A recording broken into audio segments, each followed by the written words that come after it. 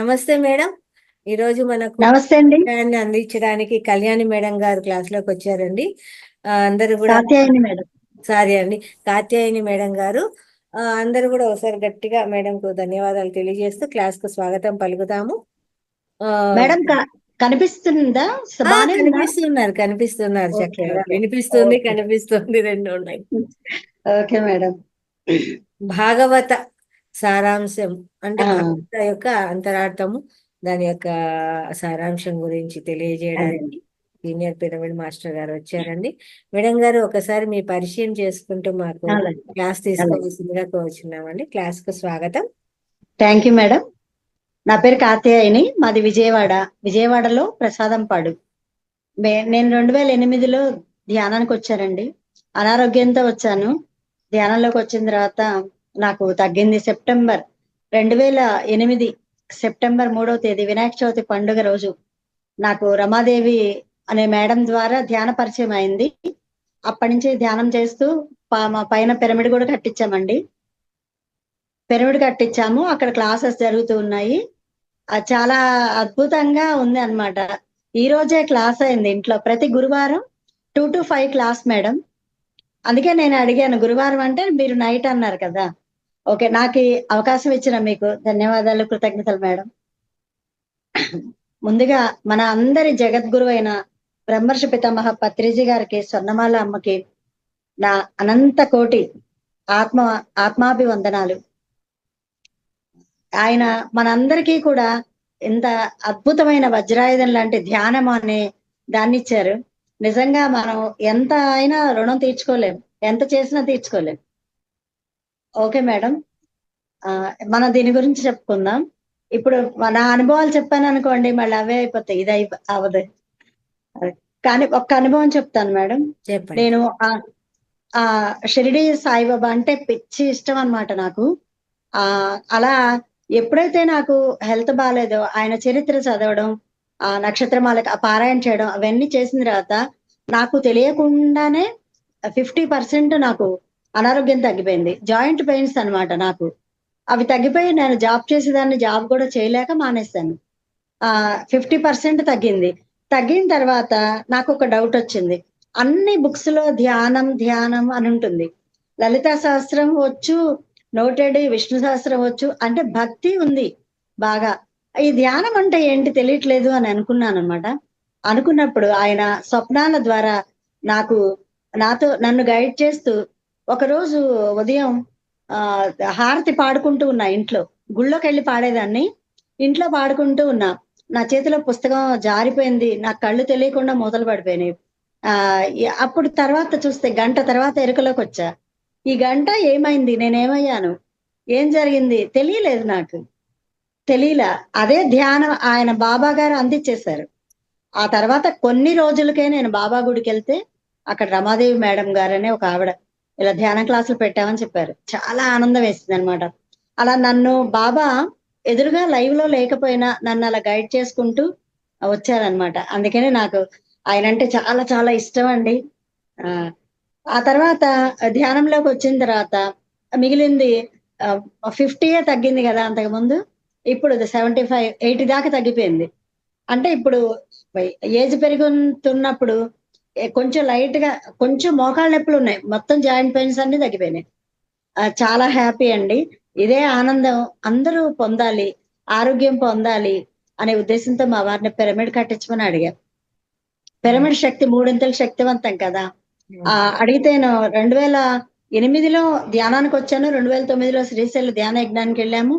Life time ధ్యాన జగత్తు books కట్టేసా, అంటే అన్ని టకటక ఇంకెక్కడ ఆగలేదు. 2009లో పిరమిడ్ కట్టించమని అడిగా. అడిగితే ఆయన వెంటనే మాట్లాడలేదు. ఆ తర్వాత నేను ఒక కోరిక జీవితంలో ఏది కోరుకోను, నా గోల్డ్ 5 కాసుల గొలుసు ఉంది, అది అమ్మేసి పిరమిడ్ కట్టించండి, అందరూ నాలాగా ఆరోగ్యంగా ఆనందంగా ఉండాలి అని కోరుకున్నానండి. కానీ ఆయన ఏమనుకున్నారో, నా బంగారం తీసుకోకుండానే 2012లో కట్టించారనమాట. మార్చిలో ఓపెనింగ్ అయింది. ఇక అప్పటి నుంచి కంటిన్యూస్ క్లాసులు 40 డేస్లు అన్నీ జరిగినాయి. ఇప్పుడు వీక్లీ వన్స్ అన్నమాట, ప్రతి గురువారం. అంటే బాబా ఇష్టమని ఆ క్లాసులు కూడా గురువారమే. ద్వారమాయి. మా ఇంటి పేరు కూడా ద్వారకామాయి, వావ్! పిరమిడ్ పేరు కూడా ద్వారకామాయి. చాలా బాగుంది మేడం. ఆ చాలా అద్భుతంగా ఉందండి. హాస్టల్ సర్జరీస్ కూడా జరిగినాయి మా పిరమిడ్ లో. ఆ! ఎంత ఆనందం అంటే ₹1,00,00,000 డబ్బులు ఇచ్చినా అంత ఆనందం కలగదండి. ఎన్ని నగలున్నా కలగదు. అంత ఆనందం, తృప్తి. అందుకని నిజంగా మా వారికి కూడా కృతజ్ఞతలు చెప్పుకుంటున్నాను. Okay madam. నాకు ఇచ్చిన సబ్జెక్ట్ మీరు చాలా బాగుంది మేడం. ఎంత అంటే నాకు కృష్ణుడు అంటే ఇష్టం. ప్రతిరోజు రాధాకృష్ణ సీరియల్ చూస్తూ ఉంటా నేను. అదొక్కటే చూస్తాను. ఇంకేం చూడను సీరియల్స్. అంత ఇష్టం అన్నమాట. కృష్ణుడిని చూసి చాలా నేర్చుకోవచ్చు అని అనుకుంటూ ఉంటానన్నమాట. అలాగే మీరు థ్యాంక్ యూ మేడం. అదే సబ్జెక్ట్ ఇచ్చారు నాకు. మాస్టర్స్ అలాగే ఇవ్వబడింది అంతే. అంతే. మరొకసారి మీకు ధన్యవాదాలు. ఎంతంటే కష్టాలు ఎన్నొచ్చినా సరే, అసలు తను అలా ఎలా తీసుకోగలుగుతాడు ఈజీగా అనేది అసలు అంతా నేర్చుకోవాల్సిందనమాట. కాపోతే ఇందులో ఇంకా కాస్త నేర్చుకున్నాను చదివి. ఈ బుక్ చదివి మీరు చెప్పిన తర్వాత చదివాననమాట. మీరు ఫోను చేసినప్పుడు నేను హైదరాబాద్‌లో ఉన్నా. ఇంట్లో అవును. పుస్తకం ఉందా లేదా? ఉందా లేదా? అనుకున్న డౌటొచ్చింది. కానీ రాంగానే వెతుక్కున్నా. ఉన్నది. చాలా హ్యాపీగా అనిపించింది మేడం. ఆ బుక్ సరే. బయటికి రావడం కోసమే సార్ ఈ సబ్జెక్ట్ పోతే ఇచ్చారు. ఇచ్చారు. అవును. అవును మేడం. చాలా అద్భుతం. అంటే ఎప్పుడు నేను క్లాసుల్లో చెప్పేదాన్ని అందరికి. అసలు కృష్ణుడికి ఆ కష్టాలు అసలు మనకేమున్నాయి? తను చెరసాలలో అంటే చాలా వరకు ఇవి తెలిసిందే. చెరసాలలో పుట్టాడు ఆయన. మరి ఎన్ని కష్టాలు ఆ తర్వాత నందుడు వాళ్ళ ఇంటికి తీసుకెళ్ళాడు కదా ఈయన. అదే అసలు భాగవతము అంటే అది ఒక పద్యం గూడా ఏదో ఉంది. పలికేటిది బాగా భాగవతమట పలికించువాడు. భాగవతమట పలికించెడివాడు రామభద్రుండట. ఈ భాగవతం గురించి చాలా గొప్పగా ఉంది మేడం. పరీక్షణ్ మహారాజు కూడా ఆయన చనిపోతానని తెలిసి వారం రోజుల్లో సుఖ మహర్షి చెప్తారు భాగవతం. అంటే అంత అద్భుతమైనది. అలా జీవించాలి కృష్ణుడు లాగా అనేది అర్థమైందనమాట. ఆహ్, సరే భాగవతం అంటే కూడా అందరికి అర్థం కాదు. ఒక కృష్ణుడు బొమ్మ పెట్టేసి, ఆయనకి వెన్న ఇష్టమని నైవేద్యం పెట్టేసి, పూజలు చేసేసి అలా చేసేవాళ్ళు. కానీ ఫస్ట్‌లో మనం కూడా అలాగే చేసామనుకోండి. ఇప్పుడు అది దాటి వచ్చేసాం కాబట్టి ఆయన కూడా ఎప్పుడు ధ్యానం చేస్తూ ఉంటారు. కృష్ణ పరమాత్మ కూడా. అలా చాలా మందికి ఆయన తత్వం అర్థం జేసుకోవాలి. కృష్ణ తత్వం అనేది. అది గనక అర్థమైతే చక్కగా ఆయనలాగా హ్యాపీగా జీవించొచ్చు. ఎన్నో అంటారండి. కొంతమంది నెగెటివ్‌గా కూడా అంటారు. అంతమంది గోపికలు లేతే అష్టభార్యలు అవన్నీ ఆయన కావాలని ఎవరిని చేసుకోలేదు. కదండీ! ఒక రుక్మిణి తను కోరుకొని చేసుకుంది. సత్యభామని ఇలా జాంబవతిని చేసుకోవాల్సి వచ్చింది. ఆయన ఇష్టపడింది ఒక్క రాధనే. ఇంకెవరిని ఇష్టపడల. అవన్నీ అలా జరగాల్సి ఉంది. అంతే అలా జరిగినాయి. సరే ఫస్ట్ ఆయన కారాగారంలో ఆహ్, మా ఇంట్లో ఎప్పుడు కృష్ణుడి విగ్రహం ఉంటుందండి. మా మా అమ్మగారికి చాలా ఇష్టం కృష్ణుడంటే. అలా కంటిన్యూగా కృష్ణుడి విగ్రహాలు ఇంట్లో ఉంటూనే ఉంటాయి. ఆయన ఫస్ట్ కారాగారంలో జన్మించాడు. జన్మించడం అంటే ఆహ్, దే అక్కడ కూడా దేవకి, వసుదేవులకి ఆహ్, జన్మించాడు. వాళ్ళు కంసుడు చెల్లెలు అని చూడకుండా కూడా కారాగారంలో పెట్టేస్తాడు కదా! కంసుడు ఎంత దుర్మార్గుడో. ఆయన పుట్టినప్పుడు ఒక గర్భం మాత్రం రేవతీదేవికిస్తారు. ఆ బలరాముడు అలా అక్కడ పెరుగుతాడనమాట ముందు. ఆ తర్వాత పుట్టంగానే ఈయనకి తీసుకెళ్ళిపోతాడు గదా! పిల్లాడిని. ఆకాశవాణి వినిపిస్తుంది. అక్కడికి తీసుకెళ్తూ ఉంటే నదేమో 2గా చీలి దారిస్తుంది. అలాగే ఈ ఆదిశేషుడు ఆయనొచ్చి పైన వర్షం పడుతుంటే గొడుగు పడతాడు. గొడుగు పట్టినప్పుడు నిజంగా అది ఎంత అద్భుతమండి. దాని నుంచి ఏమి అర్థం చేసుకోవాలంటే, మనం ఎప్పుడైతే లోక కళ్యాణ కార్యక్రమాలు చేస్తూ ఉంటామో, మనకు కూడా ఆ నది ఎలా అయితే దారి ఇచ్చిందో ఆయనకి, మనకు కూడా అలాగా అన్ని దారి వచ్చేస్తదనమాట. మనం ఏమి చేయాలనుకున్నా అది చేయగలుగుతాం. మనకంతా ప్రకృతి అంతా సహకరిస్తుంది. చూడండి అక్కడ తాళాలు పడిపోతాయి. అక్కడ ఒక దేవత, ఆ తర్వాత తీసుకొచ్చేటప్పుడు అంటే అందరూ ప్రకృతి దేవతలందరూ కూడా ఆయనకి సహకరిస్తారనమాట. ఆయన తీసుకొచ్చి నందుడు యశోద దగ్గర పడుకోబెట్టి యోగమాయని తీసుకెళ్తాడు. అప్పుడు కంసుడు చంపబోతే ఆ యోగమాయ అదృశ్యం అయిపోతుంది. అంటే అక్కడ నారాయణుడు, కృష్ణుడు, నారాయణి ఆవిడ మాయ, యోగమాయ. అంటే ఆ నారాయణిని తీసుకొని ఆయన వచ్చాడనమాట. వచ్చినప్పుడు అప్పుడు తను ఆ నిన్ను చంపేవాడే అని చెప్తుంది కదా, కంసుడికి చెప్తుంది ఆకాశవాణి. ఎగిరిపోతుంది పైకి యోగమాయ. అలా ఎంత సురక్షితంగా గొడుగు పట్టి ఆయన తీసుకొని వస్తాడు. అక్కడ పెరుగుతూ ఉంటాడు నందుడు యశోద దగ్గర. అంటే ఏంటంటే ఎప్పుడైతే మనం ధర్మాన్ని కాపాడుతామో, ధర్మబద్ధమైన పనులు చేస్తామో, అప్పుడు ఆ ధర్మం తిరిగి మనని కాపాడుతుంది. మనకలా దారి అనేది ఏర్పడిపోతుంది. అలాగే ఆయన అసలు జగత్ గురువు. ఆయన జన్మ తీసుకుంది దుష్ట శిక్షణ, శిష్ట రక్షణ కోసం. అందువలన ఆయన అలా అందరూ ఆయనకి అన్ని తెలుసండి. తెలుసు, తెలియనిదేం లేదు. అయితే ఈయన ఎందుకు వచ్చాడో తెలుసు కాబట్టి ఈ ప్రకృతి దేవతలందరూ కూడా ఆయన్ని కాపాడారు. అంటే ఎప్పుడో ఎందుకైతే చెరసాల్లో పుట్టాడో అని ఆ ఇదంతా జరగడానికి, ఇక్కడ వెళ్ళడానికి, నందుడు యశోద దగ్గర పెరగడానికి. మరి చూడండి, కన్నా తల్లి పుట్టంగానే బిడ్డ దూరం అయితే ఎంత బాధపడుతుంది. దానికి కూడా ఒకటి ఉంది మేడం. ఏంటంటే యశోద దగ్గర పెరుగుతాడు కదా, తర్వాత ఆవిడ కైకేయట, త్రేతాయుగంలో కైకేయి అయితే అప్పుడు అడుగుతుంది, ఇన్ని సంవత్సరాలు నా కోసం ఎందుకు రాలేదు అని. అంటేనా అప్పుడు చెప్తాడు, అప్పుడు నా తల్లికి నేను దూరం అయ్యాను అప్పుడు కౌసల్యకి, అందువలన ఇప్పుడు ఇలా జరిగింది. అంటే ఈ కర్మ, ఇది సంబంధం అనేది, కర్మ సిద్ధాంతం అనేది చూడండి అసలు ఏనాటి నుంచో కూడా ఉంది. అంటే మనం ఏది చేస్తే అదే మనకి తిరిగి వస్తుంది అన్నమాట. ఇది అదొక్కటి విషయాన్ని నాకు చూసి మనం నమ్మచ్చు. ఆ తర్వాత దుష్ట శిక్షణ. ఎంతమంది ఇప్పుడు రాక్షసులు ఎంతమందిని సంహరించాడో కృష్ణుడు. కానీ రాక్షసులు అంటే వాళ్ళు కూడా మానవుల్లానే ఉంటారు, మనుషుల్లానే. కానీ వాళ్ళకేమి కూరలు అవే ఉండవు. కాకపోతే వాళ్ళ తత్వం మాత్రం రాక్షసత్వం. ఆ రాక్షసత్వంతో ఆ అల్పులను, అబలాలను అందరినీ శిక్షిస్తూ ఉంటారు. ఈ కృష్ణుడు రక్షించడానికే కదా వచ్చాడు అందరినీ. అసలు నిజంగా ఎన్ని బాధలు పడ్డాడండి. పసి పిల్లాడప్పుడే పూతన వస్తుంది చంపేయడానికి. మరి ఆ పూతన రక్తం అంతా తాగేస్తాడు. ఆ తర్వాత శకటాసురుడు వస్తాడు. వీళ్ళందరూ ఎంతమంది వచ్చినా సరే ఆయనకు ఆ జగత్ గురువు కాబట్టి, నారాయణుడు కాబట్టి, ఆయనకి తెలుసు కాబట్టి, వాళ్ళని సంహరించడానికే వచ్చాడు కాబట్టి ఆ సంహారం జరుగుతుంది అనమాట. అలా ఒక్క చిన్న విషయం మధ్యలో చెప్తానండి. ఇప్పుడు దశావతారాలు వచ్చిన దుష్ట శిక్షణ, శిష్ట రక్షణ కోసం వచ్చారు అవతారాలు. కానీ ఇప్పుడు మనకి కలియుగంలో వెంకటేశ్వర స్వామి అంటారు, తర్వాత షిరిడి సాయిబాబా, వీళ్ళందరూ ఉన్నారు. వీళ్ళిద్దరు కాక జిల్లెళ్ళమూడి అమ్మ పేరు విన్నారు లేదు, అంటే అది ఎక్కువ చెప్పను, కొంచెం చెప్పు.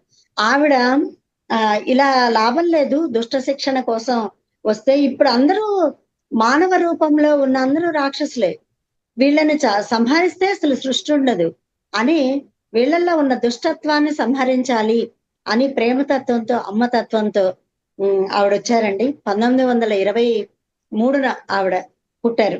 మన పత్రిక సార్ కూడా ఆవిడ దగ్గరికి వెళ్ళారట. మనకి ధ్యానం చెప్పక ముందు ఆవిడ దగ్గరికి వెళ్ళి, ఆవిడ చల్లని చూపు, ఆవిడ చూపు కానీ, ఆవిడ మాట కానీ, ఆవిడ స్పర్శ కానీ, అలా మొత్తం యూటర్న్ అయిపోవాల్సిందే అనమాట. అందరూ మారిపోవాల్సిందే. పత్రి సారు ఆవిడ దగ్గర కాసేపు కూర్చుని ఎంతో ఆత్మశాంతిని పొందారట. అంటే ఆవిడ చూపులోనే మొత్తం మాట్లాడక అక్కర్లేదు అసలు. ఆ తర్వాత అక్కడి నుంచి వెళ్ళొచ్చిన తర్వాత అందరికీ ధ్యానం చెప్పారట సారు. అంటే ఇది బుక్ లో చదివానండి, ధ్యాన జగత్ బుక్ లో. అప్పటి నుంచి నన్ను ఆ తల్లి ఆకర్షించింది. ఎంత అంటే అక్కడికి వెళ్తే అంత బాగుంటుందండి, జిల్లెలమూడి వెళ్తే. సరే, అది ఇంకొక సబ్జెక్ట్ అది. అయితే ఇప్పుడు మనకి ఆది పరాశక్తి అంత సృష్టించింది ఆవిడే అన్నమాట. ఆ సకల జీవరాశులను, ఆ మనుషుల్ని అందరిని ఆవిడే సృష్టించింది. అందరినీ తన బిడ్డల్లాగానే చూసుకుంటుంది అనమాట. అందరూ తన బిడ్డలే. అలాగే ఇప్పుడు బ్రహ్మ విష్ణు మహేశ్వరులు కూడా ఆవిడే సృష్టించి వాళ్ళల్లో ఆవిడే ఉండి ఇవన్నీ చేయించింది అనమాట పనులు. అంటే మనకి సృష్టి చైతన్యం ఈ రెండు ఉండాలి. అదే అర్ధనారీశ్వర తత్వం. అంటే శక్తి ఉన్నప్పుడు అది చైతన్యం అవ్వాలి. చైతన్యం అంతే. ఇప్పుడు మనం ఒక చెయ్యి కదిపిన చైతన్యం ఉంటేనే కదా ఆ శక్తి కదిపిస్తూ ఉంటుంది. కదిలేదే చైతన్యం అన్నమాట. అలాగా ఆ తల్లి అందరినీ ఎంత ఎంత ప్రేమతత్వంతో చూసిందంటేనండి, అసలు చాలా ఆవిడ చరిత్ర అంత బాగుందనమాట. ఆ కృష్ణుడిలో ఉన్న ఏ అవతారంలో ఉన్న ఆ శక్తే కదా ఇచ్ఛాశక్తి, జ్ఞానశక్తి, క్రియాశక్తి. ఆ శక్తే చేయించిందనమాట. ఆ దేవుళ్ళతో కానీ మనతో కానీ ఆ శక్తి కోసమే కదా మనం ధ్యానం చేస్తాం. శక్తి అంటే ఒక రూపము కాదండి, నిర్గుణం. అమ్మ అన్న శక్తి అన్న ఒకటే. ఒక ఆకారం లేదు, ఒక రూపం లేదు, ఒక నామము లేదు. ఎందుకంటే అన్ని నామాలు ఆవిడవే, అన్ని రూపాలు ఆవిడవే. మనందరిలో కూడా ఈ సృష్టి అంతా ఆవిడే నిండి ఉంది. అందుకని ఒక నామం లేదు, రూపం లేదు, నిర్గుణం. అంటే పరబ్రహ్మం ఎవరైతే అనుకుంటామో ఆవిడే అన్నమాట ఈ అమ్మ. ఆ పరబ్రహ్మమే అమ్మలాగా దివి నుండి భూకి దిగి వచ్చిందనమాట. ఇప్పుడు ఆ కృష్ణ భగవానుడు విశ్వరూపం చూపించాడు అర్జునుడికి అంటే అంతా తనలోనే ఉంది అని. అంటే ఆత్మ, అహమాత్మ గుడాకేస్తే అంటారు. అంటే ఆత్మే పరమాత్మ అని కృష్ణ పరమాత్మ అర్జునుడికి చెప్పడం జరిగింది. అంటే ఆ అర్జునుడి ద్వారా మనందరికీ కూడా చెప్పినట్టు అనమాట. అది మనందరం కూడా అర్థం చేసుకోవాలి. ఎవరైతే ఆత్మతత్వంలో ఉంటారో వాళ్ళు వాళ్ళకి జ్ఞానం ఉన్నట్టే కదా. జ్ఞానాగ్ని దగ్ధ కర్మాణం అని కూడా కృష్ణ పరమాత్మే చెప్పాడు. అప్పుడు మనకి ఉన్న ఆ జ్ఞానం వల్ల మన కర్మలన్నీ దగ్ధమైపోతాయి అన్నమాట. అప్పుడు ఆత్మే పరమాత్మ అని తెలుసుకుంటాం. ఆ పరమాత్మ అయిన తర్వాత ఇక మనం ఇక్కడికి రావాల్సిన అవసరం కూడా లేదు. అలాగే మన పత్రిసారు పరమాత్మ అయిపోయి వేరే లోకాల్లో వర్క్ చేయడానికి ఆయన వెళ్ళిపోయారనమాట. ఆయన పని అయిపోయి మనం కూడా అంతే. మన పని చేయాల్సిన పని ఉంది కాబట్టి ఉన్నాం, అయిపోతే వెళ్ళిపోతాం. అలాగే ఎప్పుడైతే ఆ రాక్షసులు అలా చేస్తూ ఉన్నారు, అదంతా వాళ్ళందరినీ సంహరించడానికే ఆ కృష్ణావతారం వచ్చిందనమాట. ఇంకొకటి ఎప్పుడు నవ్వుతూ ఉంటాడండి కృష్ణ పరమాత్మ. ఆ చిరునవ్వుతో ఉంటాడనమాట. అది మనందరం కూడా వచ్చేవన్నీ అలా భరించాలి చిరునవ్వుతో. ఏదైనా వచ్చింది వెళ్ళిపోవడానికే వచ్చేవి అనేది మనం తెలుసుకుంటే మన జీవితాలు కూడా కృష్ణుడిలాగా జీవించవచ్చు. అంత అద్భుతం అన్నమాట. అప్పుడు ఆయన అందరిని రక్షించడానికి, మంచి వాళ్ళని రక్షించడానికి, దుష్టుల్ని శిక్షించడానికే ఆయన రావడం జరిగింది. అయితే పరిత్రాణాయ సాధూనాం వినాశాయ చ దుష్కృతం ధర్మ సంస్థాపనార్థాయ సంభవామి యుగే యుగే. అంటే ఎప్పుడైతే ఆ సాధువుల్ని మంచి వాళ్ళని రక్షించడానికి, దుష్టుల్ని శిక్షించడానికి, అలా మధ్యలో ఆ ధర్మం కోసమని వస్తూ వస్తూ ఉంటాను, నేను అవతరిస్తాను అని ఆయన చెప్పబడింది అనమాట. అలాగే బలహీనులు హింసించే రాక్షసులందరినీ కూడా వాళ్ళు దేవునిచే శిక్షించబడతారు. ఇది మాత్రం పక్కా అనమాట. ఇవాళ కాకపోతే ఇప్పుడు పాపము అనేది ఒక చెడు కర్మ చేయగానే వాళ్ళకి ఏం అవదండి. ఎందుకనంటే అవకాశం ఇస్తాడనమాట. పాపం పండాలి. పాపం ఎప్పుడైతే పండుతుందో వాళ్ళని సంహరించడం జరుగుతుంది. అలాగే శిశుపాలుడికి కూడా 100 తప్పుల దాకా ఛాన్స్ ఇచ్చాడు. అంటే నవ్వుతూ ఎన్నన్నా భరిస్తూ 100 తప్పులు అవగానే సుదర్శన చక్రం వేస్తాడనమాట. అంటే దుష్టులకు కూడా వాళ్ళు మారతారేమో కొంచెం అవకాశం ఇచ్చి చూస్తాడనమాట. వాళ్ళు మారలేదనుకోండి వాళ్ళని సంహారం చేసేస్తాడు. అలాగే ఆయన వెన్న ఎక్కువ ఇష్టం ఆయనకి. పాలు పెరుగు కూడా ఎక్కువ తినడు, వెన్నే ఎక్కువ తింటాడు అనమాట. అంటే దీనికి ఒక చిన్నది చెప్తానండి. ఇప్పుడు పాలు ఉంటాయి కదా, పాలల్లో వెన్న ఉంటుంది. వెన్న ఉంటే ఆ పాలు ఏమవుతుంది, ఒక చిన్న ప్రయత్నం చేస్తే మనం ఆ పాలని కాస్తాం. కాచకుండా ఉంచామనుకోండి 4 గంటల్లో పెరిగిపోతాయి, నేలపాలు అయిపోతాయి. నేలపాలు అయిపోతాయి కదా. ఆ పాలు కొంచెం చిన్న ప్రయత్నం చేసి వెచ్చబెట్టామనుకోండి అవి దాదాపు 8 గంటల దాకా ఉంటాయి.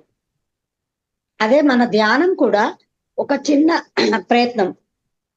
పాలు ఎలాగైతే కాస్తే వాటి ఆయుష్ పెరిగిందో అలాగే మనం ఒక ధ్యానం అనేది మొదలు పెట్టామనుకోండి పాలు కాచడం లాంటిది చిన్న ప్రయత్నం. ఎప్పుడైతే పాలు కాచిన తర్వాత దాన్ని ఏం చేస్తాం, అన్ని వాడుకున్నాక మిగిలిపోయిన తర్వాత కొంచెం పెరుగు వేస్తాం, తోడుకుంటుంది. మనం ధ్యానం చేస్తూ ఉన్నప్పుడు ఆ శక్తి తీసుకుంటూ ఉంటాము. అప్పుడు తర్వాత ఏమవుతుంది, పాలు తోడేస్తే పెరిగేలా అవుతుందో ఇంకా కొంచెం చిన్న ప్రయత్నంతో మనం ధ్యాన సాధన పెంచుకుంటూ ఉంటే, సజ్జన సాంగత్యం చేస్తూ ఉంటే ఆ పెరుగు అవుతుంది అనమాట. పాలు పెరుగవుతుంది. ఆ పెరుగు అనేసరికి కొంచెం గట్టి పడుతుంది. పాలు అనేటప్పుడు పలచగా ఉంటాయి, కాస్త చేయి తగిలినా కింద పోతాయి. పెరుగు అనేది గట్టిగా ఉంటుంది కదా, అప్పుడు కొంచెం స్ట్రాంగ్ అవుతుంది. మనం కూడా ధ్యాన సాధన చేస్తూ ఉన్నప్పుడు, ఆ సజ్జన సాంగత్యం చేస్తూ అందరి అనుభవాలు వింటూ ఉన్నప్పుడు అప్పుడు ఏమవుతుంది, ఓ ధ్యానం వల్ల ఇలా ఇన్ని లాభాలు ఉన్నాయా, ఇన్ని జరుగుతాయా, ఇది కూడా జరుగుతుందా, ఇలా ఎప్పుడైతే అనిపిస్తుందో అప్పుడు మనకి కష్టాలు వచ్చినా సరే, కష్టాలు వచ్చినా పెరుగులాగా ఉంటాం అనమాట. అంటే తొణకం బెడగం, ఓ రాని వచ్చింది అదే వెళ్ళిపోతుంది అని ధైర్యంగా, అంటే అక్కడ పెరుగులాగా గట్టిపడ్డాం. అప్పుడు ధ్యానం చేసే వాళ్ళ దగ్గరికి ఆడ కష్టాలు రావని కాదండి. నేను ధ్యానంలోకి వచ్చిన తర్వాత, పిరమిడ్ కట్టించిన తర్వాత ఎన్ని కష్టాలు వచ్చాయని సమస్యలు. కానీ నేనేమనుకున్నానంటే పిరమిడ్ కట్టించడం వల్ల వచ్చినాయని నేను అనుకోలే. పిరమిడ్ కట్టించడం వల్ల మేము తట్టుకోగలిగిన స్థితి వచ్చింది అనుకున్నాం అనమాట. ఎంత అద్భుతం అంటే ఎన్ని సమస్యలు, కుటుంబ సమస్యలు అసలు, కానీ తట్టుకొని నిలబడ్డామంటే ఆ పిరమిడ్ వల్ల. అలా ఇలాగే పెరుగు అయిన తర్వాత మన దగ్గరికి ధ్యానం చేసే వాళ్ళ దగ్గరికి ధ్యానం చేయని వాళ్ళు ఏడుస్తూ వస్తారట. అంటే ఏడిచే వాళ్ళు నరులు, ఏడవని వాళ్ళు నారాయణుడు. వాళ్ళు సలహాకు వస్తారట. అలాగే ఈ పెరుగు అయిన తర్వాత ఆ పెరుగును ఏం చేస్తాం, వాడుకున్నాక మిగిలింది చిలుకుతాం. ఆ చిలికినప్పుడు వెన్న వస్తుంది. ఆ వెన్న అంటే కృష్ణుడికి ఇష్టం. అంటే మనము ధ్యానం చేస్తూ సజ్జన సాంగత్యం చేస్తూ అంటే వెన్న పెరుగుని ఎలాగైతే చిలుకుతామో అలా మన్ని కూడా ఎవరో ఒకళ్ళు కెలుకుతుంటారు. ఏంటి కళ్ళు మూసుకుని కూర్చుంటే ఏమవుతుంది అది ఇది ఎంతమంది విమర్శిస్తారండి. అలా విమర్శిస్తూ ఉంటారు, అది చిలకడం అనమాట. ఆ తర్వాత మనమే నవ్వుతూ భరిస్తూ ఊరుకుంటాం. ఆ తర్వాత వెన్న వస్తుంది. అంటే మనము ఎప్పుడైతే అన్నిటినీ తట్టుకొని ఈ ధ్యాన శక్తి వలన నిలబడతామో అప్పుడు మన దగ్గరికి కృష్ణుడు వస్తాడు. కృష్ణుడికి వెన్నిష్టం కదా. అంటే మన స్థాయి పాల నుంచి పెరుగు నుంచి వెన్న స్థాయికి వచ్చాం. వెన్న స్థాయికి ఎప్పుడైతే వచ్చామో అప్పుడు ఆ కృష్ణుడు అనేది, కృష్ణ తత్వం అనేది మన వెన్న స్థాయికి వచ్చాక అర్థమవుతుంది. కృష్ణుడు ఎందుకు వెన్నని ఇష్టపడుతున్నాడు అనేది అర్థమవుతుంది అనమాట. అర్థమైన తర్వాత ఓ ఏది వచ్చినా సరే, అందుకే నా కృష్ణుడు వెన్నని ఇష్టపడతాడు, మనము తట్టుకొని నిలబడగలగాలి. ఇక వెన్నని ఏం చేస్తాం, కరగబెడతాం, నెయ్యి అవుతుంది. అంటే ఆ నెయ్యి ఏంటి, పరమాత్మ అనమాట. పాలు నరుడైతే నెయ్యి అనేది నారాయణుడు. అంటే మానవుడు పాలు అయితే మాధవుడు నెయ్యి అనమాట. ఇప్పుడు మాధవుడు అయిపోయారు పత్రిసారి అనమాట. అందుకే ఆయన దగ్గరికి అలా వెళ్ళేవాళ్ళం అనమాట. ఆయన ఆరాలో ఉంటే చాలు, చాలా ఆనందంగా ఉండేవాడు అనమాట. అంటే నరుడు నారాయణుడిగా అవ్వడానికి మనందరం కూడా వచ్చాం. పత్రిసారి కూడా అదే చెప్పారు. ఎలా అంటే ఇలా పాలలాగా నేలపాల అయిపోకుండా మనము కొంచెం చిన్న ప్రయత్నం ధ్యానం చేస్తూ, స్వాధ్యాయం చేస్తూ, సజ్జన సాంగత్యం చేస్తూ ఉంటే మనము వచ్చి చివరికి నెయ్యి స్థాయికి వస్తాం. అప్పుడు ఆ నెయ్యి వాసన వస్తూ ఉంటుంది కదా. ఒక గ్లాసు పాలు ఏం వాసన రావు. అదే నెయ్యి అనుకోండి, గుమగుమలాడితే వాసన వస్తుంది. వాసన వచ్చినప్పుడు ఆ నెయ్యి వాసనకు అందరూ నెయ్యి దగ్గరికి వెళ్తారు. అంటే ఈ వెన్న స్థాయి అంటే కృష్ణుడు స్థాయి అండి. ఆ కృష్ణుడు స్థాయి కాదు, కృష్ణుడి తత్వం. ఆ కృష్ణ తత్వం అంటే బాధలన్నీ భరించే తత్వం, అది వస్తుందన్నమాట మనకి. ఈ ధ్యానం వల్ల మాత్రమే సాధ్యం. అందుకనే ఆయన వాళ్ళింటోనే కాకుండా పక్క వాళ్ళ ఇళ్ళకి వెళ్ళి కూడా ఆయన వెన్న దొంగతనం చేసి తింటూ ఉంటాడు. వాళ్ళింటో బోల్డ్ ఉంటుంది, కానీ పక్కన వాళ్ళ ఇంటికి వెళ్ళి తింటూ ఉంటాడు అనమాట. ఈ వెన్న అనేది ఆయనకి ఎంతో ఇష్టమైంది కాబట్టే దొంగతనం చేసి తింటాడు. వాళ్ళ ఇంట్లో ఉన్నా సరే తింటాడు అనమాట. అది ఆ వెన్న స్థాయికి మనం వచ్చామనుకోండి, మనకి ఆ కృష్ణతత్వం కొంచెం అర్థమవుతుంది అనమాట. అప్పుడు మనం ఎన్ని వచ్చినా తట్టుకొని నిలబడగల స్థాయి వస్తుంది. అలాగే గోవుల్ని ఇష్టపడతాడు. ఎలా అంటే హిందువులందరూ కూడా గోవుని ఆరాధిస్తారు. అంటే గోవు తులసి చెట్టు, మనకి జంతువులన్నీ ఒకటే అని చెప్పడం కోసమేమో గోవుని ఎగ్జాంపుల్ చెప్పారు. గోవులో ఇట్లా సమస్త దేవతలు ఉన్నారు, మరి గోవు మూత్రం వాడతాము మంచిది. అలాగే ఆవు పేడ వాడతాము. అసలు ఆవు ఆక్సిజనే ఇస్తుంది. ఆక్సిజన్ తీసుకొని కార్బన్ డైఆక్సైడ్ తీసుకొని ఆక్సిజన్ ఇస్తుంది. అలాగే తులసి చెట్లు కూడా ఆక్సిజన్ ఇస్తాయి అన్నమాట. అందుకని గోవులు పూజిస్తారు. అలా జంతువుల్లో గోవులు గోవుని ఎగ్జాంపుల్ గా చెప్పారు. చెట్లల్లో వృక్ష సామ్రాజ్యంలో తులసి చెట్టు అని చెప్పారు. అందుకే తులసి చెట్టుకి అందరూ పూజిస్తారు అనమాట. అంటే ఒక్కొక్కటే చెప్పకుండా మనకి అలా ఒక్కొక్క దాన్ని ఎగ్జాంపుల్ గా చెప్పారనమాట. చూడండి, పసిపిల్లలకి తల్లిపాలు లేకపోతే ఆవు పాలే పోస్తారనమాట. ఆవు నెయ్యి పూర్వకాలం ఆవు నెయ్యి మనకి బ్రిటిష్ వాళ్ళు రాకముందు మొత్తం ఆవు పాలే వాడేవాళ్ళట. ఆవు నెయ్యే చేసేవాళ్ళట. ఆవు వెన్న రోజు తీస్తే 90 రోజులు ఉండేదట అండి వెన్న. ఆ 90 రోజులు ప్రతిరోజు నీళ్లు మార్చేసి ఆ వెన్న వేసేవాళ్ళట. 90 రోజులు ఇచ్చేదిట పాలు. ఆ తర్వాత అప్పుడు నెయ్యి చేసుకునేవాళ్ళట. ఆ నెయ్యి 400 సంవత్సరాలు ఉండేదట నెయ్యి, ఆవు నెయ్యి. ఈ బ్రిటిష్ వాళ్ళు వచ్చి మనకి ఆ గేదె పాలని పరిచయం చేశారు. ఇక అది అలవాటు పడిపోయాం. అసలు ఆవులు అనేది ఇప్పుడు తక్కువైపోయినాయి, ఎక్కడ కనిపించట్లేదు. కొన్ని ప్రాంతాల్లో ఆవులను కూడా తినేస్తున్నారు. అలా అయిపోయింది ప్రపంచం. మరి ఎన్ని గుణాలు, ఔషధ గుణాలు ఉన్నాయండి గోమూత్రంలో. అలాగే ఆవు పాలు, ఆవు పదార్థాలు ఇష్టపడాలి, కానీ ఆవు రక్త మాంసాలను ఎవరు ఇష్టపడకూడదు అనమాట. అందరు శాకాహారమే తీసుకోవాలి. ఆ తర్వాత కృష్ణుడు మట్టి తింటాడు. మట్టి తిన్నప్పుడు బలరాముడు వచ్చి తల్లికి చెప్తాడు, అమ్మ మట్టి నేను తినలేదు అంటాడు. నోరు చూపించు అనేసరికి అన్ని లోకాలు చూపిస్తాడు. అంటే ఏంటంటే అక్కడ కృష్ణుడు చూపించడము అందరికీ లోపల అనేది ఒక ప్రపంచం ఉంది. లోపల ప్రపంచం ఉంది. ఎన్నో లోకాలు చూపిస్తాడు ఆయన, 14 లోకాలు చూపించినప్పుడు ప్రతి వాళ్ళు అంతర్ముఖులు అయితే అందరికీ అది సాధ్యమే. అందరికీ ఉంటుంది, లోపల ప్రపంచం ఉంటుంది అని చెప్పడం కోసం అన్నమాట. మనకి పైన 7 లోకాలు, కింద 7 లోకాలు ఉంటాయి. భూలోకం, భూర్లోకం, సువర్లోకం, జనాలోకం, మహాలోకం, తపోలోకం, సత్యలోకం. అలాగే అతల, వితల, సుతల, తలాతల, రసాతల, పాతాళ లోకాలు కింద. ఈ లోకాలన్నీ ఆ నోట్లో కనిపిస్తాయి అన్నమాట. అమ్మో వీడు సామాన్యుడు కాదు అనుకుంటుంది యశోదామాత. అలా అది చెప్పడం ఏంటి కృష్ణుడు అంటే, మీరు కూడా సాధన చేస్తే, ఈ ధ్యానం చేస్తే మీకు అందరికీ కూడా తెలుస్తుంది. అమ్మవారు కూడా లలిత సహస్రనామంలో అంటారండి, అంతర్ముఖ సమారాధ్య బహిర్ముఖ సుదుర్లభ అని ఆ తల్లి ఏనాడో చెప్పింది. మీరు అంతర్ముఖులైతేనే నేను కనపడతా, బయట ఎక్కడ ఎంత వెతికినా నేను అసలు కనిపించను. అంటే దేవుడి కోసం దేవులాడేవాడే దేవుడు అని అంటారనమాట.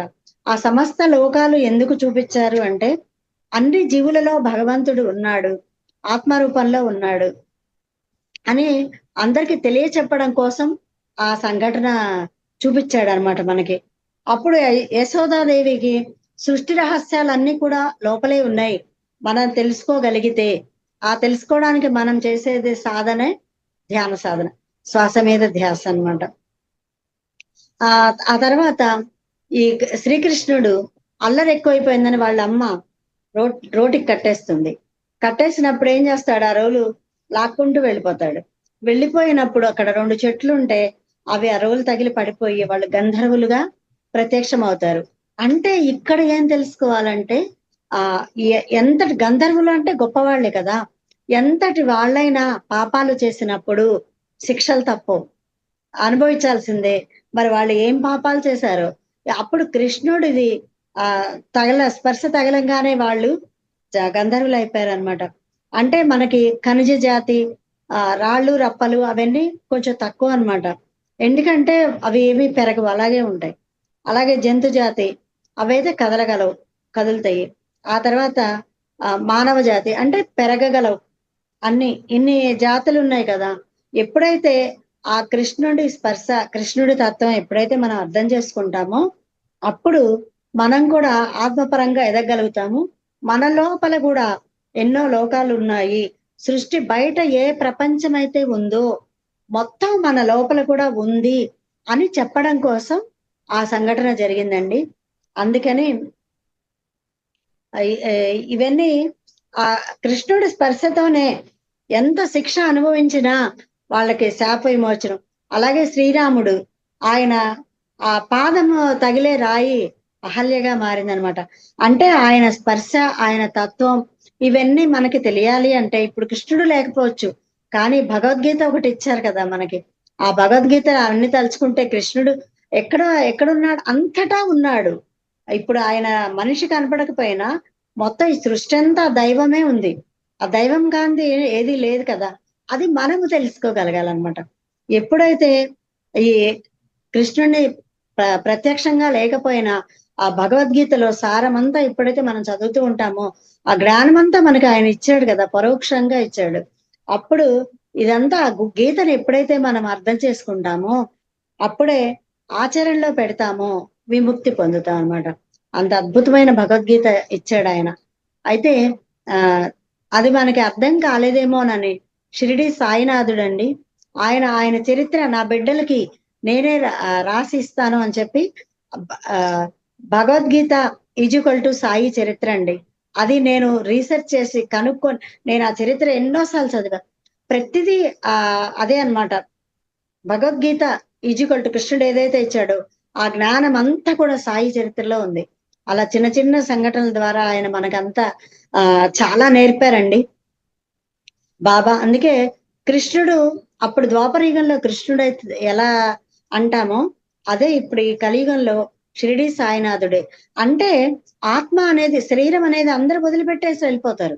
ఎలాంటి మహానుభావులైనా ఇక్కడ వదిలిపెట్టాల్సిందే, తప్పదు. అలాగే ఆ కృష్ణుడు అవతారం చాలించిన తర్వాత శరీరం వదిలిపెట్టేశాక మళ్ళీ అదే అదే ఆత్మ కదా. ఎన్ని అవతారాలు వచ్చినా ఆత్మే కదా వచ్చేది. అలాగే బాబాగా వచ్చారు అని నాకు నమ్మకం అన్నమాట. ఎందుకనంటే ఒక చిన్న రుజువు, ఆయన ఇద్దరికి కల్లో కనపడి శ్యామాకి బూటీకి వాళ్ళిద్దరికి ఒకే కల వస్తుంది. ఇద్దరు లేచి కూర్చుంటారు.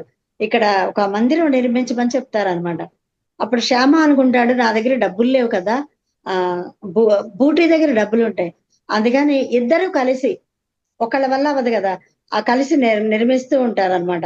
అప్పుడు ఒక రోజు అడుగుతారు బాబా, ఎంతవరకు వచ్చింది కట్టించడం అంటే, కడుతున్నారు బాబా, కృష్ణుడి విగ్రహము తీసుకొచ్చి మనం అందులో పెట్టాలి అంటే అప్పుడు బాబా ఒక మాట అంటారు, ఏమో నేనే ఉంటానేమో అందులో. అంటే అక్కడ క్లియర్ గా చెప్పారనమాట, ఆ కృష్ణుడిని నేనే. మరి ఆయన్ని ఆ సమాధి మందిరంలోనే ఉంచారు, కృష్ణుడిని ఉంచాల్సిన ప్లేస్ లో. అదీగాక కృష్ణుడు ఉండేది ద్వారకా నగరం, కానీ బాబా ఉన్నది ద్వారకా మాయి. అలా మొత్తం ఆయనే అన్నమాట. ఎన్ని రకాలుగా మనందరి కోసం, ఈ ప్రపంచం అందరి కోసం ఉద్ధరించడానికి అలా ఎన్నో రూపాల్లో రావడం జరిగింది. భగవంతుడు ఒక్కడే, పరమాత్మ ఒక్కడే, రూపాలు అనేకం, అనేక రూపాలు ఉంటాయి, కానీ భగవంతుడు ఒక్కడే. ఏ రూపంలో ఉన్నా ఆయనే. మన హిందువులకి ఇంతమంది దేవుళ్ళు ఎందుకంటే ఎవరు ఏ రూపాన్ని ఇష్టపడితే ఆ రూపం ధ్యానిస్తారు, ఆ రూపాన్ని కొలుస్తారు. అది ఎంత చేరినా పరమాత్మ దగ్గరికే వెళ్తుంది అనమాట. అంత ఏ రూపాన్ని పూజించినా మనం అలా, అందుకనే మనకి అంతమంది ఉన్నారనమాట. అలా ఆయన ఎవరికైనా సరే మన లోపలికి ఎప్పుడైతే మనం వెళతామో మనకంతా అవగతం అవుతుంది అనమాట. ఆ కృష్ణ తత్వం అనేది అర్థమవుతుంది. తర్వాత అర్ధనారీశ్వర తత్వం అనేది అర్థమవుతుంది. ఇక్కడ ఆడ మగ కుల మతం అలా ఏమి భేదాలు లేవన్నమాట. అందరిలో ఉన్నది ఒకే ఒక ఆత్మ. అందుకని నాకు నమ్మకం అన్నమాట, ఆ బాబానే, ఆ కృష్ణుడే బాబాగా వచ్చారు. అంటే ఒక్కొక్క అవతారంలో ఒక్కొక్క రూపం, ఒక్కొక్క రూపం ఒక్కొక్క తత్వం, ఒక్కొక్క తత్వం. ఇప్పుడు కృష్ణుడికి 16,000 మందిని చేసుకున్నాడు, అష్ట భార్యలు ఉన్నారు, ప్రియురాలు రాధ ఉంది. కానీ రాముడు ఏకపత్ని వ్రతుడు. అంటే ఒక్కొక్కసారి ఒక్కొక్క తత్వం అన్నమాట. షిరిడి సాయిబాబా అయితే అసలు ఆయన అందరూ ఫకీర్ అన్నారు ఫస్ట్. ఆయనకి భార్య బిడ్డలు ఎవరు లేరు, అసలు ఆయన ఎవరికి పుట్టలేదు కూడా, అయోని సంభవుడు. అంటే ఆయనంతటా ఆయనే వచ్చారు ఆ రూపంలో, ఎవరికి పుట్టలేదన్నమాట ఆయన. అలా ఈ రూపంలో, అలా ఏదో ఒక రూపంలో మనందరినీ ఉద్ధరించడం కోసం వచ్చారనమాట ఈ మహానుభావులందరూ. చివరికి ఆయన 3 రోజులు అదేంటి, నా శరీరాన్ని చూస్తూ ఉండండి, వస్తే సరే రాకపోతే నన్ను సమాధి చేయండి అని చెప్తారు బాబా. ఆ టైంలో రామకృష్ణ పరమహంస రెడీగా వెళ్ళడానికి రెడీగా ఉన్నట. అందుకని బాబాని మళ్ళీ పంపించేశారు. అంటే నేను దేవుణ్ణి అని ఎక్కడ చెప్పలేదు, బాబా చెప్పలేదు, యేసుక్రీస్తు చెప్పలేదు, దైవ కుమారుడు అనే చెప్పాడు. అంటే దైవం అంటే ఏంటి అంటే ఆది పరాశక్తి. ఆది పరాశక్తి ఆ శక్తి విశ్వమయ ప్రాణశక్తి, మనలో ఉన్న ఆత్మశక్తి మొత్తం అంతా ఒకటేనండి. దైవ కుమారుడు అనే చెప్పాడు. మనమే దేవుణ్ణి చేసామన్నమాట. మనమే వైద్యుడు అన్నాము, దేవుడు అన్నాము, అలా చేసాం. అలా నాకు గట్టి నమ్మకం అన్నమాట. ఆ కృష్ణ పరమాత్మే ఆ బాబా అని అన్నమాట. ఆ తర్వాత కాళిందుని పై నాట్యం చేస్తాడు. ఎందుకంటే ఎప్పుడైతే అహంకారం ఉంటుంది ఆ కాళీయుడికి, అలా అందరినీ చంపేస్తూ ఉంటాడు. ఆ గర్వం అణచాలంటే ఆయన పైన ఎక్కి ఆయన నాట్యం చేస్తాడనమాట. ఇప్పుడు మనం కూడా అంతే. మనలో కూడా చాలా మందికి ధ్యానం చేసినా సరే కొంచెం నేను గొప్ప, నాకు అన్నీ తెలుసు, అలా కొంచెం ఉంటుందన్నమాట ఇగో. అంటే అసలు అలాంటివి ఏమీ కూడా ఉండకూడదు. నేనేమనుకుంటానంటే నాతో చెప్పించబడుతోంది ఇది, అంటే ఒక శక్తి నాతో చెప్పించబడుతోంది. మనందరం నిమిత్త మాత్రం. కృష్ణ పరమాత్మ కూడా అంటాడు అర్జునుడితో, నిమిత్త మాత్రుడివి నువ్వు, చచ్చేదెవరు చంపేదెవరు, అంతా నేనే, నాలోనే అన్ని ఉన్నాయనే చెప్తాడు. అలాంటప్పుడు మనం ఎంత అంటే మనం దైవాలమే అని పత్రిజీ చెప్పారు, కానీ ఆ దైవత్వ దగ్గరికి మనం ఇంకా చేరుకోలే. శాంత దైవాలు అయిపోలా. దైవాలు అయిపోయినప్పుడు ఎప్పుడు చిరునవ్వుతో కృష్ణుడిలాగా ఉండాలి, ఎన్నొచ్చినా తట్టుకుంటూ ఉండాలి, ఎవరిని వేలెత్తి చూపించకుండా ఉండాలి, ఎవరిని విమర్శించకుండా ఉండాలి, ఎవరి గురించి మాట్లాడకుండా ఉండాలి. అలా ఇవన్నీ చేసి అలా ప్రతిదానికి నవ్వుతూ మనం అలా ఎప్పుడైతే ఉంటామో బంధరాహిత్యం పొందుతామో అప్పుడు జన్మరాహిత్యం అవుతుంది. అప్పుడు ఆత్మ పరమాత్మ అవుతుంది అనమాట. ఆ స్థాయికి ఇంకా మనం చేరుకోలేదు కాబట్టి నేను అలాగే అనుకుంటా. నన్ను ఒక శక్తి నడిపిస్తుంది, సృష్టిని, ఈ ప్రపంచాన్ని నాతో చెప్పిస్తోంది, అలా అనుకుంటానండి. నేను ర్యాలీలకు కూడా వెళ్తానండి. చాలా ఎంత బాగుంటుందంటే అస్సలు కాళ్ళ నొప్పులు పుట్టవు. చాలా బాగుంటుంది అనమాట. మీదే ఊరు మేడం? హైదరాబాద్. హైదరాబాదా? Okay, okay. అది విజయవాడ మనీ మీద చాలా జరుగుతున్నాయి అనమాట. ఏంటంటే ఇప్పుడు మనం ఎప్పుడైతే లోక కళ్యాణం కోసం మన స్వార్థం చూసుకోకుండా చేస్తాం చేస్తూ ఉంటామో ఆటోమేటిక్ గా మనవన్నీ మనకి దారులు, యమునా నది దారిచ్చినట్టు కృష్ణుడికి కేవలం ఆ సంఘటన ఇదే చెప్తుంది. మనకి కూడా అన్ని దారులు ఏర్పడిపోతాయి. మనకి ఏది కావాలో అది వస్తుంది మన దగ్గరికి. మనం ఏది కోరుకోక్కర్లేదు, అన్ని మన దగ్గరికి వస్తాయి. మనకేం కావాలో వస్తుంది. అలా ఏర్పడతాయి అన్నమాట. ఎప్పుడైతే అహంకారం అనేది వస్తుందో అప్పుడు ఒక చురక వేస్తుంది ఆ శక్తి, ఆ అమ్మ. అప్పుడు మళ్ళీ మనం దాని నుంచి బయటపడాలన్నమాట. అలాగే ఈ కాళీయుడికి కూడా విపరీతమైన అహంకారం. ఆ అహంకారం తగ్గించాలంటే దాని మీద నాట్యం చేస్తాడనమాట. అది మనం తెలుసుకోవాలి. ఎప్పుడైతే అహంకారం వస్తుందో అది ఏదో ఒకటి వస్తుంది మనకి, ఓ సమస్య, ఓ చిన్న కష్టమో బాధో, అప్పుడు దెబ్బకి దిగిపోతుంది అనమాట. అహంకారం దిగిపోతుంది. అంతా ఒకటే అనే తత్వం రావాలి కదా మనకి. మనలో ఏదైతే ఆత్మ పదార్థం ఉందో అందరిలో అదే ఉంది. మరి అందరిని దైవాలుగానే చూడాలి కదా మనం. నేను అలా అలవాటు చేసుకుంటున్నానండి. ఎందుకంటే ఆ తత్వాన్ని నేర్చుకుంటున్నా. మనం నిరంతర విద్యార్థులం. ఎంత నేర్చుకున్నా ఇంకా ఉంటుంది. పత్రిసార్ అంతా మనం అవలేదు కదా. అంటే మనం నేర్చుకుంటూ నిరంతరం. ఇప్పుడు నాకే తెలుసు, నేను ఎప్పుడు అనుకోనండి. నాకు తెలిసింది చాలా తక్కువ. ఆవగింజలు 60 భాగం కూడా తెలియదు.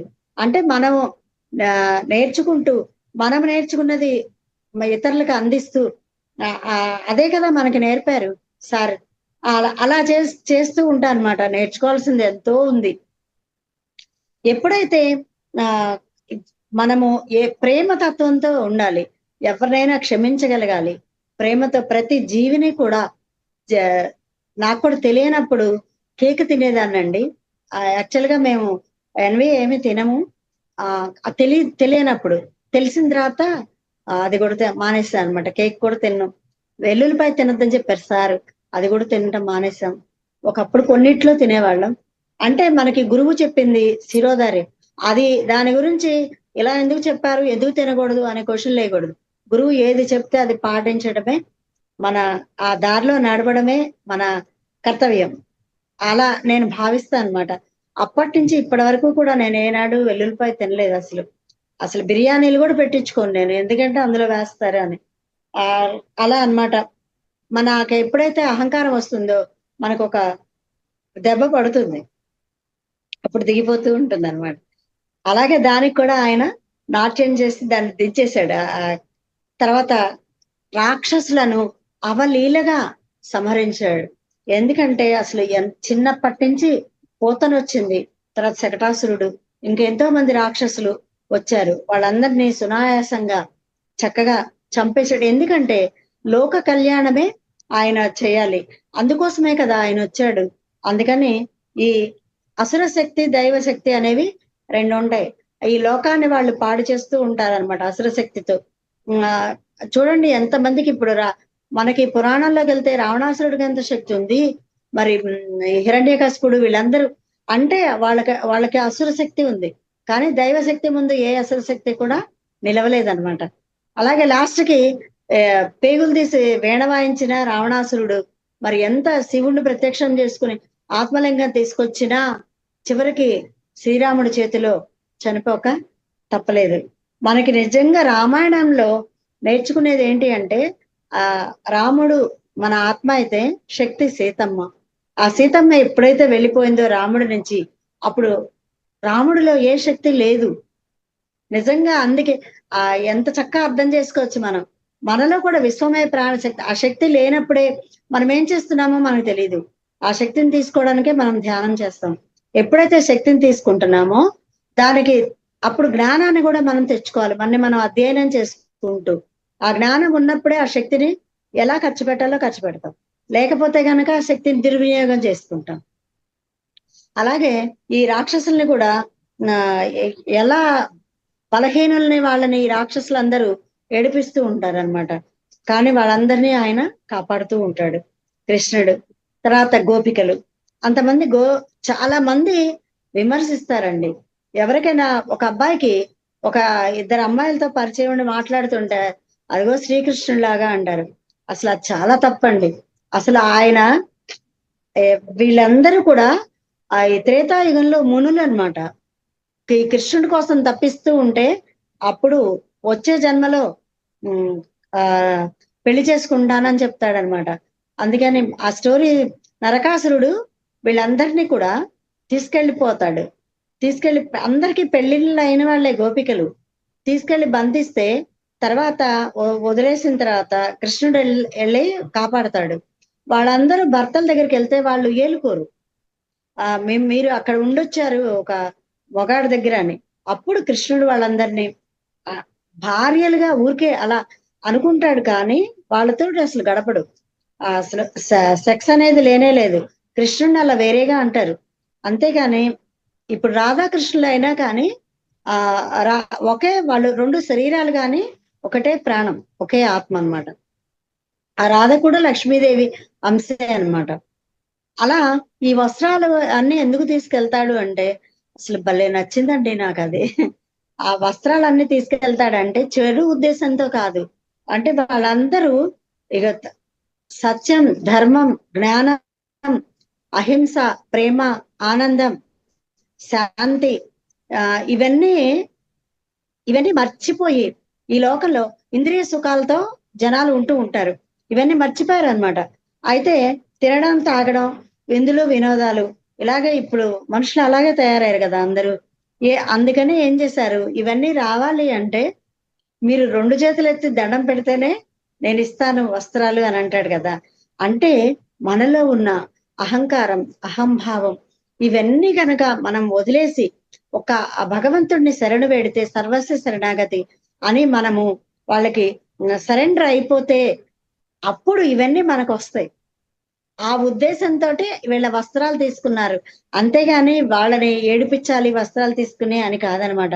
అంటే ఇవన్నీ ఆ వస్త్రాలకే ఇవన్నీ పేర్లు పెట్టారనమాట. సత్యం, అహింస, ప్రేమ, కరుణ, ఇవన్నీ అనమాట. అయితే అవన్నీ భగవంతుడి దగ్గర ఉంటాయి. ఆ గుణాలన్నీ మన దగ్గర ఉండవు కదా. ముందు మనం ఎప్పుడైతే సాధన చేస్తూ ఒక్కొక్కటి నేర్చుకుంటూ ఉంటాం. మనకి ఆత్మే సత్యం అని ఇప్పుడు తెలుసుకున్నాం, ఇదివరకు తెలియదు కదా ఆత్మే సత్యం అని. ఇదంతా కనిపించేదంతా భ్రమ. అంతా ఇవాళ చూసింది రేపు పోయేదే. ఇవన్నీ తెలియదు, అశాశ్వతమైనవి. ఇవన్నీ మనకి ధ్యానంలోకి వచ్చాకే తెలిసాయి, అంతకు ముందు తెలియలేదు కదా. అందుకని ఇవన్నీ మానవులు ఒక్క సుఖాలలోనే ఉంటున్నాడు, దుఃఖాల్లో బాధపడుతున్నారు, బయటికి రాలేకుండా ఉన్నారు. ఈ జ్ఞానం ఇవన్నీ ఎలా వస్తాయి అంటే ధ్యానం వల్ల వస్తాయి. అవన్నీ రావడం కోసం ఇవన్నీ వస్త్రాలు లాంటివి, ఇవన్నీ రావడం కోసం ఆయన తీసుకున్నాడు అనమాట. అప్పుడు వీళ్ళు ఎప్పుడంటే శాంతి ఇవన్నీ మనకి రావాలి అంటే మనము ఈ సాధన అనేది చేయాలన్నమాట. లేకపోతే ప్రేమ, దయ, కరుణ అవన్నీ ఉంటే కనుక మాంసాహారం ఎవరు తినరు, ఏ జీవిని చంపబడదు. మనం అందుకే ఇన్ని శాకాహార ర్యాలీలు చేస్తున్నాం అనమాట. ఇది అందరిని ప్రేమించే తత్వం రావాలి అంటే మనలో అహంకారం ఇవన్నీ పోవాలన్నమాట. స్వార్థం, ఈ గుణాలన్నీ పోవాలి. అప్పుడు సత్యం, ప్రేమ, అహింస, జ్ఞానం ఇవన్నీ రావాలి. ఇవన్నీ ఎప్పుడైతే వస్తాయో అప్పుడు అందరిలోనూ ఆత్మనే చూడగలుగుతారనమాట. అందరూ దైవాలే అని అనిపిస్తుంది మనకి. లేకపోతే మనకి వాళ్ళు మనుషులే, ఈ కులం, ఆ కులం, ఆ వర్గం ఇవన్నీ తేడాలు వస్తాయి అన్నమాట. అప్పుడు ఎప్పుడైతే వీళ్ళు చేతులెత్తి నమస్కారం చేశారో అప్పుడు ఆ చెట్టు మీద వస్త్రాలన్నీ తీసి ఇచ్చేస్తాడు. లేకపోతే ఆయన ఏం చేసుకుంటాడండి అవన్నీ. అంటే వీళ్ళకి అది ఆ జ్ఞానం రావడం కోసమే వాళ్ళ వస్త్రాలు తీసుకున్నారు అనమాట. చూడండి, కొంతమందికి దిగంబర స్వాములు ఉంటారు. అంటే ఈ రమణ మహర్షి గాని ఇలాంటి వాళ్ళు మహానుభావులు అందరూ వాళ్ళ ఆత్మకి ఈ శరీరమే ఒక వస్త్రం అనుకుంటారు. అందుకనే కొంతమంది అలా ఉంటారు. రమణ మహర్షి లాంటి వాళ్ళైతే గోచి ఒకటే పెట్టుకుంటారు, అది కూడా మన కోసం. సో మనం జనాలు చూడలేరేమోనని పెట్టుకుంటారు అంతే. వాళ్ళకి అసలు వ్యామోహం ఉండదన్నమాట ఆ శరీరం మీద. అందుకనే ఆయన పాపం ఎలా ఎంత బాధ వచ్చినా రమణ మహర్షి భరించారనమాట. మళ్ళీ ఇంకో జన్మ తీసుకోవడం ఇష్టం లేక అలా ఆ కర్మలన్నీ ఆయన అవగొట్టేసుకున్నారు. అలాగే గోపికలతో ఆయన ఆడుకుంటూ వాళ్ళందరూ కోరుకున్నారు త్రేతాయుగంలో, నీ సమక్షంలో నీ దగ్గర మనం పత్రిసారితో ఉండాలని ఎలా అనుకుంటాం. మరి అలా అనుకుంటే ఆయన కృష్ణుడు, మనందరం గోపికలమా అనుకోవాలి. అంటే ఆయన దగ్గర ఉంటే వేణుగానం వింటూ ఉంటే వాళ్ళంతా ఆనంద పారవశ్యంలో తేలిపోతూ ఉంటారు గోపికలు. అందువలన మనం కూడా అంతే కదండి. సారొస్తే ఎంత దూరమైనా వెళ్తాం, ఆయన ఆరాలో ఉంటాం. అలా అందుకు కోరుకున్నారు కాబట్టి గోపికలతో అంత ప్రేమతత్వంతో ఉన్నాడు. అది మనకి చెప్పడం కోసం మనం కూడా అందరితో కూడా ప్రేమగా ఉండాలన్నమాట. ఆ ప్రేమతత్వంలో మరి ఆనందంగా ఉండాలి అంటే మనకి ఆ ప్రేమతత్వం అనేది ఉండాలన్నమాట. స్వార్థం, ఈర్ష్య, అసూయ, ద్వేషం ఇవన్నీ ఉన్నాయనుకోండి అసలు మనము ఏమీ సాధించలేము. ఎక్కడ వేసిన గొంగళ అక్కడే ఉంటుంది. అంటే మన అహంకారం, మన క్రోధం మన్నే తినేస్తాయి అనమాట. ఎప్పుడైతే ప్రేమ భావంతో ఉన్నామో మనం అద్భుతంగా ఉన్నాం అనమాట. ఇంకాస్త ఎదగగలుగుతాం. అమ్మ అంటారు మానవుడి నడక జీవితం అనేది నవగ్రహాల మీద ఆధారపడి లేదు, రాగద్వేషాలు అనే 2 గ్రహాల మీద ఆధారపడి ఉంది అంటారు. అంటే ఆ నవగ్రహాలు ఏమీ చేయలేవు. అంటే మనము అనుకున్నది ఈ తిథులు విధిని మార్చలేవు. ఎంత తిథులు చూసుకున్నా కొన్ని పనులు అవుతాయి, కొన్ని పనులు అవ్వవు. అలాగే రాగం, ద్వేషం, కొంతమంది అంటే ప్రేమ, కొంతమంది అంటే ద్వేషం. ఇలా ఉన్నాం కాబట్టే మనం హాయిగా ఆనందంగా ఉండలేకపోతున్నాం. అందరినీ ఒకేలాగా ప్రేమతత్వంతో చూస్తే గనక చాలా అద్భుతంగా ఆనందంగా జీవిస్తాం అనమాట. అందుకని ఆవిడ చిన్న చిన్న సూక్తులు అనమాట. తృప్తే ముక్తి. మనం ఎంత ఉన్నదాంటో తృప్తి పడతామో అదే ముక్తి. అసలు నిజంగా ఎంత బాగుందండి. 4 అక్షరాలు అంతే. తృప్తే ముక్తి. మనకి పక్కన వాళ్ళకు ఉంది, మనకి లేదు, ఇలా అనుకునే కన్నా వాళ్ళకుందని మనం సంతోషపడి మనకున్న దాంట్లో మనం బాగున్నాం కదా, మనకి తృప్తిగా ఉంది కదా, మనకి అన్ని సరిపడి ఉన్నాయి కదా అనుకుంటే అదే ముక్తి అట. వేరే ముక్తి కోసం పాకులాడక్కర్లేదనమాట. అంత చక్కగా చిన్న చిన్న పదాలతో ఆ అమ్మ చెప్పింది అనమాట. అలాగే చూసారా, ఇందులో కూడా అలాగే ఉంది. అంటే పత్రిసారి కృష్ణుడు అయితే మనందరం గోపికలం. కృష్ణుడు ఎలా అయితే వేణుగానం ఊదేవాడు, పత్రిసారి కూడా అలాగే ఊదేవాళ్ళు కదా. అందుకని నాకు షిరిడి సాయిబాబా అంటే ఇష్టం కదా. పత్రిసారిని చూసిన తర్వాత నాకు ఆయనలో ఆ ఆ, బాబా కనిపించారు. అయ్యేసరికి అప్పుడు అర్థమైపోయింది, మొత్తం ఒకటే, మనమే వేరు, వాళ్ళు వేరు, వీళ్ళు వేరు అనుకుంటున్నాం అనుకుని నాకు అర్థమైంది ఆయనలో నాకు బాబానే కనిపించారండి. ఆయన వేరు కాదు అని నాకు కలలో ఎలా అయితే బాబా కనిపించారో అదే పర్సనాలిటీతో పత్రిసారి ఉన్నారనమాట. అప్పుడు నాకు అర్థమైంది, మరి కృష్ణుడు లాగానే వేణుగానం ఊతారు అద్భుతంగా. ఆ అంటే వేరే అదే సోలు, అదే గొప్ప సోలు ఇలా ఇన్ని అవతారాలుగా వస్తుంది. ఎవరైతే ఆ ఉద్ధరించగలరో. ఆ అప్పుడు ఒక మాట విన్నాను అనమాట పత్తిసారి గురించి.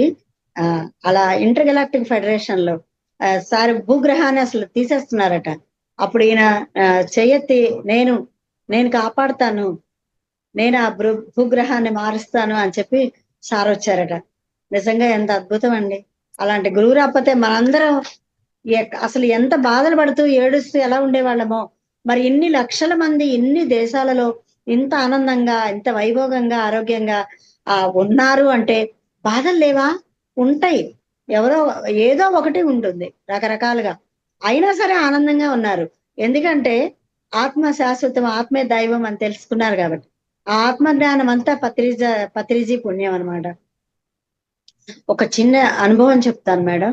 నేను ఇలా ధ్యానం చేస్తూ క్లాసులు పెడుతూ ఉన్న తర్వాత ఎన్నో కష్టాలు, సమస్యలు వచ్చినాయి అన్నాను కదా. అప్పుడు వచ్చినప్పుడు నాకు ఆలోచనలు ఎక్కువైపోయినాయి, మైండ్ లో ఆలోచనలు ఎక్కువైపోయి నేను ధ్యానం చేయలేకపోయేదాన్ని. అన్ని ఆలోచనలు ఉంటే ఏం చేస్తాం ఇక. చేయలేక తగ్గిపోయింది సాధన. తగ్గిన తర్వాత బహుశా 2015 అనుకుంటా తగ్గిపోయి ఒకరోజు అప్పుడప్పుడు చేస్తున్నా, ఇంట్లో సమస్యలు ఎక్కువైపోయి పిరమిడ్ లో ధ్యానం చేస్తూ ఉంటే నాకు ఒక అనుభవం వచ్చిందనమాట. ఆ పెద్ద కొండలాగా ఉంది, ఆ కొండ మీద పత్రిస్తారు నించున్నారు, నేనేమో కింద ఉన్నా, చాలా లోతుకున్నా నేను.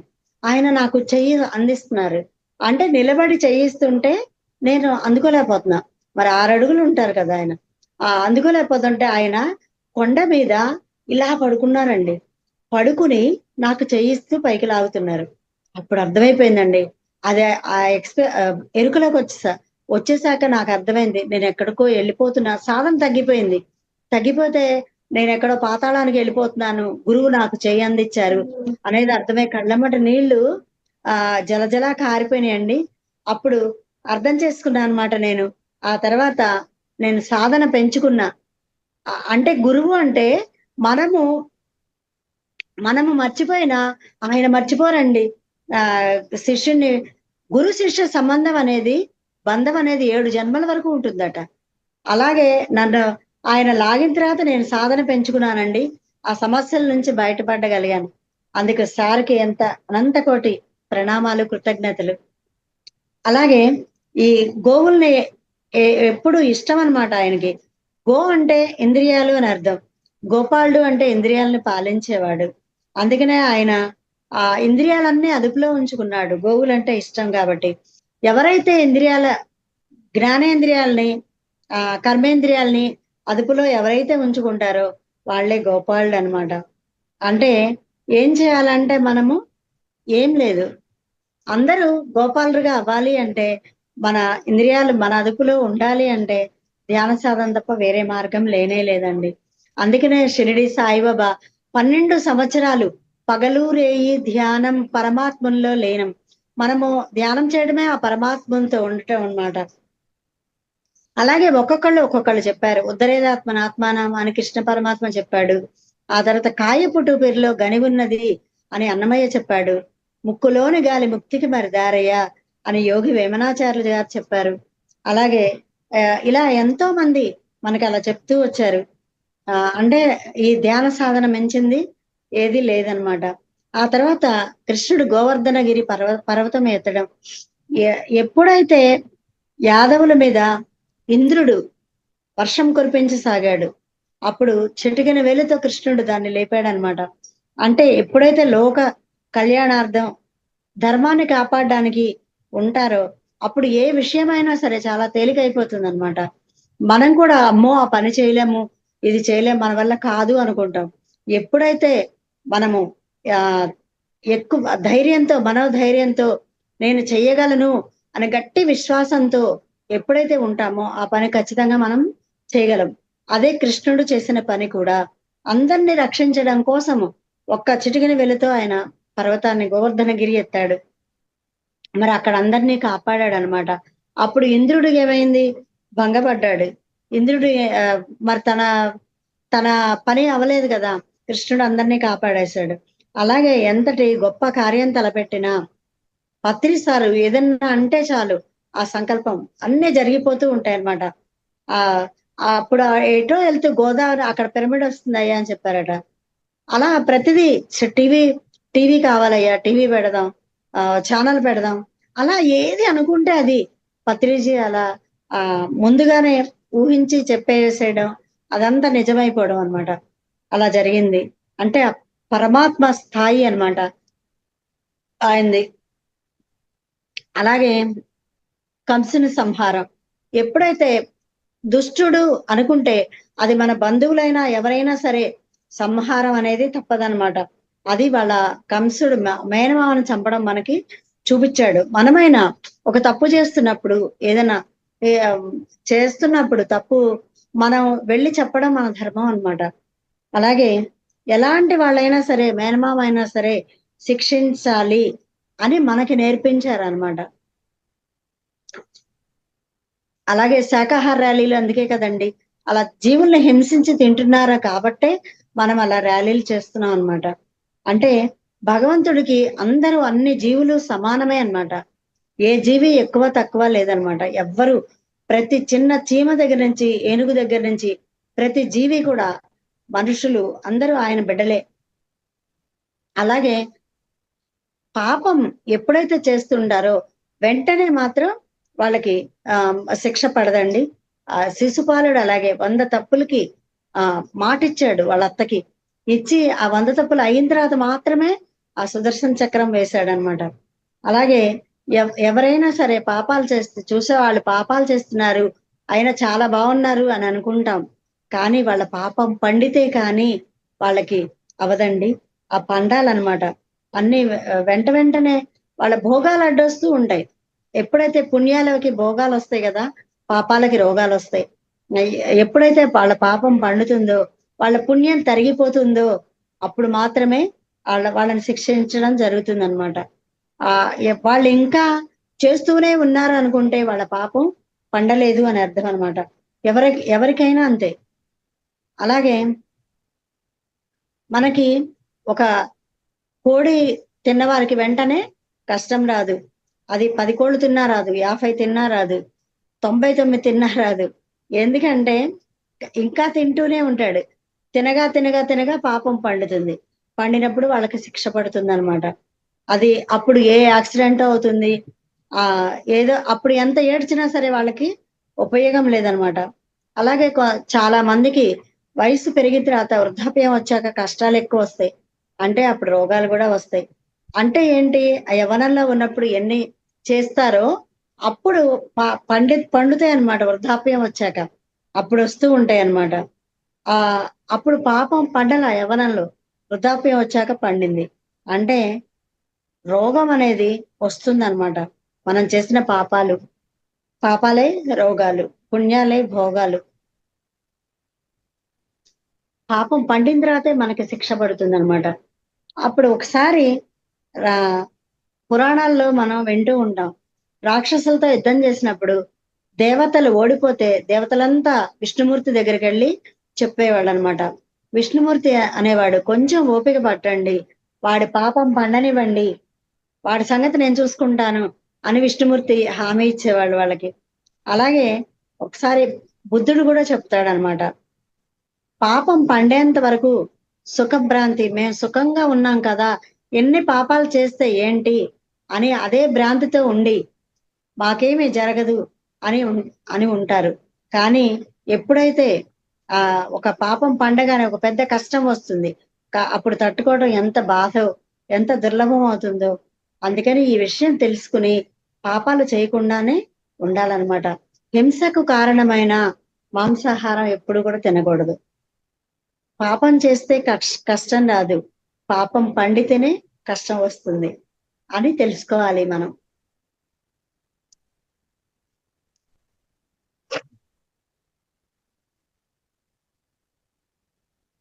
మేడం.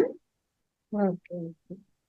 చాలా చాలా అద్భుతంగా చెప్పారండి. భాగవత కథల సారాంశము అంటే భాగవత తత్వ సారాంశం అంటే శ్రీకృష్ణ పరమాత్ముడు ఏమి చేసినా కూడా దాంట్లో ఒక అంతరార్థం ఉంది.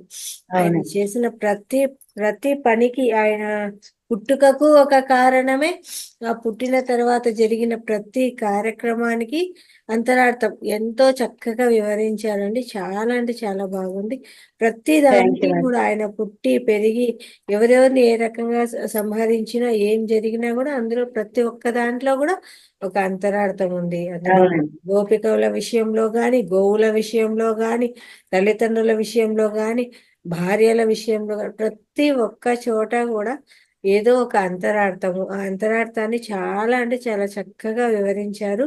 అందులో సాయిబాబాను థ్యాంక్ యూ కూడా మేడం. తీసుకొని వచ్చారు. ఆ సాయిబాబా వారు ఆ శ్రీకృష్ణ పరమాత్మ అన్నట్టు చాలా చక్కగా చెప్పారండి. మీ అనుభవాలు, ఆ ఆ భాగవత సారాంశము అందరికీ కూడా చాలా అర్థవంతంగా కథ, అంటే అది జరిగిన వృత్తాంతము, దాంట్లో ఏమి సారాంశం ఉంది, ఏముంది, ఎందుకు ఆయన ఇట్లా చేశారు, ప్రతిదానికి ఏదో ఒక కారణం ఉంటుంది. ఉందండి. కారణం ఏది జరగదు. చాలా అద్భుతంగా వివరించారమ్మా. అనంతకు థ్యాంక్ యూ మేడం. నమస్కారాలు. నాకు మీకు ఇంత ఈ చక్కని అవకాశం ఇచ్చినందుకు మీకు కృతజ్ఞతలు, ధన్యవాదాలు మేడం. Thank you. చెప్పించి అందరూ కూడా పడింది అంతే. మేడం గారికి ఒకసారి గట్టిగా ధన్యవాదాలు తెలియజేద్దాము. Thank you very much. Thank you.